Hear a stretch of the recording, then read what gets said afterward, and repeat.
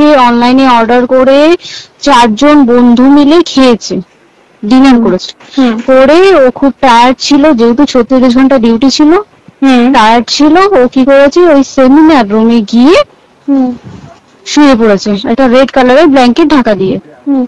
তারপরে আর ওকে যেভাবে, আমি তো বডিটা দেখেছি রে, মানে আমাদের এখনো পর্যন্ত চোখ থেকে নামছে না। ওকে যেভাবে মারা হয়েছে এটা একার পক্ষে অসম্ভব, ইম্পসিবল। পুরোপুরি গ্যাং রেপ, গ্যাং রেপ ছাড়া কোনো কিছু নয়। আর শুধুমাত্র রেপ নয়, রেপ হলো, করলো, ছেড়ে দিল, ঠিক আছে, ওকে রীতিমতো মার্ডার করেছে। ওর যে ক্ল্যাচারটা ছিল, ওর আমি শুনেছি এটা, ওর ইউরিনের রাস্তায় ক্ল্যাচারটা ঢুকিয়ে দিয়েছে, তুই জানিস?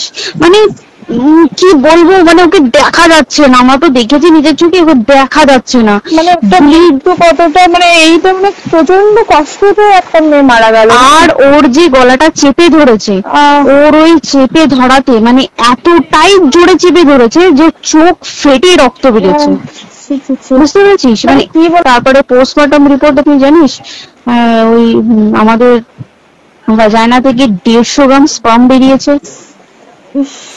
পোস্টমর্টম রিপোর্ট 150 গ্রাম স্পার্ম, মানে বুঝতে পারছিস? নট এ ক্যালকুলেটেড, মিনিমাম কম করে 6 থেকে 7 জন করেছে ওকে রেপ।